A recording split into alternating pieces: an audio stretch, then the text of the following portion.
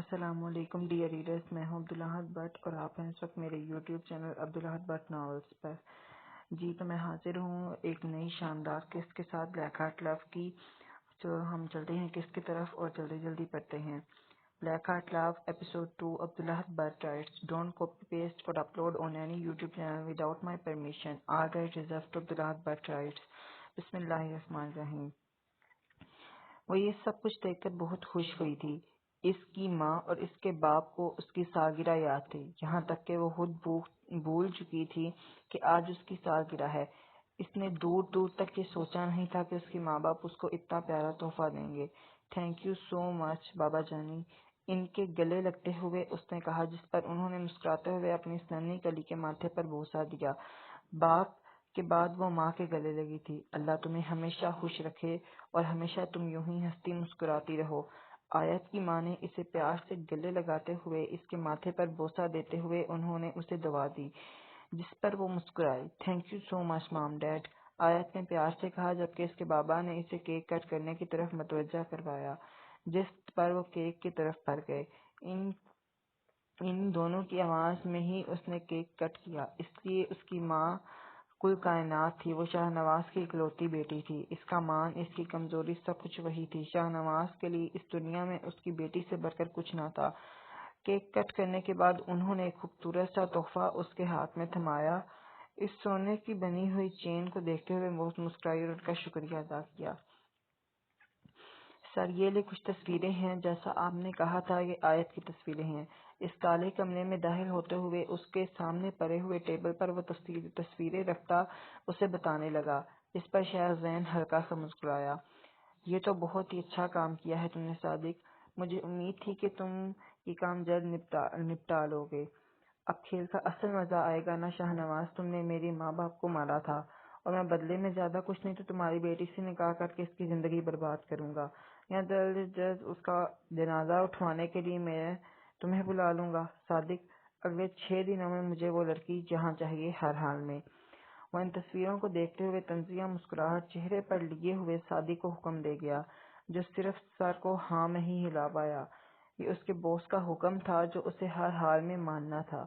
انکار کر کے وہ جاتا تو کہاں جاتا، لیکن اسے امید نہیں تھی کہ اس کا باس انتقام کی راہ میں اس حد تک بھر جائے گا کہ وہ کسی کی زندگی برباد کرنے کے متعلق سوچے گا۔ یہی سوچتے ہوئے وہ کمرے سے نکل گیا، جبکہ ذیشان کے چہرے پر شیطانی مسکراہٹ چھا گئی تھی۔ کئی دنوں کے بعد ماہد گھر واپس لوٹا تھا۔ اس نے اپنے گھر والوں کو اس فیصلے کو کافی حد تک اعراض برتا تھا۔ وہ اس بات کو ماننے کے لیے تیار ہی نہیں تھا کہ اس سے اس کی محبت چھینی گئی ہے، جبکہ اس کی ماں نے اس چیز سے اعراض کیا تھا کہ وہ دونوں 5 سال سے ہی ایک دوسرے کے ساتھ منسلک ہیں، تو اب اس طرح رشتہ کیوں توڑنا؟ لیکن وہ عائشہ کی سوتیلی ماں کی نیت سے ناواقف تھے۔ پہلے تو وہ اس رشتے پر چپ رہے، لیکن پھر اس لالچ کھانے لگ گیا کہ ماہد جیسا لڑکا صرف اس کی بیٹی کی زندگی میں ہونا چاہیے۔ اسی وجہ سے اس نے مختلف الزامات لگاتے ہوئے اس کے باپ کو اس رشتے کو ختم کرنے پر قائم کر لیا اور عائشہ کا رشتہ جواز سے طے کروا دیا، جس سے پورے خاندان کو ہی جھٹکا لگا تھا۔ لیکن عائشہ بھی اس بارے میں ایک مرتبہ اپنے بابا سے بات کرنے کی کوشش کی، لیکن انہوں نے اسے چپ کروا دیا، یہ کہہ کر کہ وہ اس کے بارے میں سارے فیصلے اچھے ہی کریں گے، جس پر وہ بھی چپ ہو گئی۔ لیکن ماہد کی والدہ نے اس چیز کی محسوس کیا تھا کہ جو کچھ بھی ہو رہا ہے وہ بہت ہی زیادہ غلط ہو رہا ہے، لیکن اب خدا ہی انہیں عقل دیتا، انہیں اپنی بیٹی کے لیے ماہد سے بہتر رشتہ نہیں مل سکتا۔ رات کے سائے ڈھل چکے تھے، یہ تقریباً رات کے 12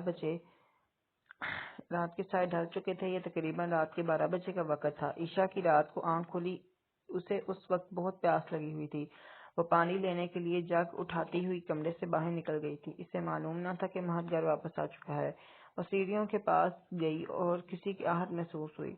وہ ان قدموں کی آہٹ پہچانتی تھی، لیکن وہ کیسے ہو سکتا تھا؟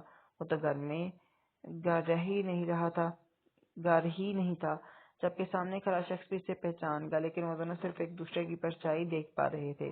لیکن جیسے ہی اس نے قدم بڑھایا، اس کا پاؤں پھسلا اور وہ سامنے والے شخص پر جا گری۔ سامنے والا اس کے لیے بالکل بھی تیار نہ تھا۔ جیسے ہی عشاء اس پر گری وہ گرتا چلا گیا، لیکن اتفاق ہی صحیح لیکن ان دونوں کے لب ایک دوسرے سے مس ہو گئے۔ عشاء کے دل کی دھڑکن تیز ہو گئی، جبکہ ماہد کی آنکھیں بھی کھلی کی کھلی رہ گئی۔ وہ اس عمل کی امید بالکل بھی نہ رکھتا تھا، جبکہ وہ فوراً ہی اس کے سینے سے پیچھے ہوئی۔ اتنی رات کے یہاں کیا کر رہی ہو؟ وہ بھی کھڑا ہو گیا اور اس سے سوال کیا کہ رات کے یہاں کیا کر رہی ہے؟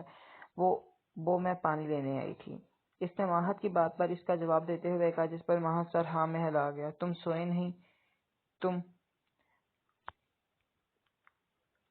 اس نے سوال کیا، جس پر اس کی تنزیاتی بات سن کر وہ آنکھیں میچ گئی۔ بس وہی جانتی تھی کہ اس نے آپ سے تم تک کا سفر کیسے مقرر کیا تھا۔ جاری ہے۔ تو میرے ڈیئر ریڈرز، آپ لوگوں نے کمنٹ کر کے ضرور بتانا ہے کہ آپ کو ایپیسوڈ کیسی لگی اور آپ کو کیا لگتا ہے کہ نیکسٹ میں کیا ہوگا۔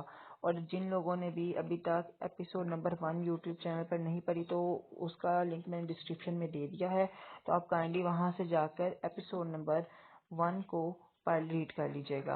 اور مجھے امید ہے کہ آپ کو یہ والی قسط بھی بہت پسند آئی ہوگی، اور انشاءاللہ آگے بھی میں جلد ہی یہ صبح یا کچھ گھنٹوں بعد ہی اگلی قسط دینے کی بھی پوری کوشش کروں گا۔ تب تک کے لیے اللہ حافظ۔ لائک کمنٹ کرنا مت بھولیے گا۔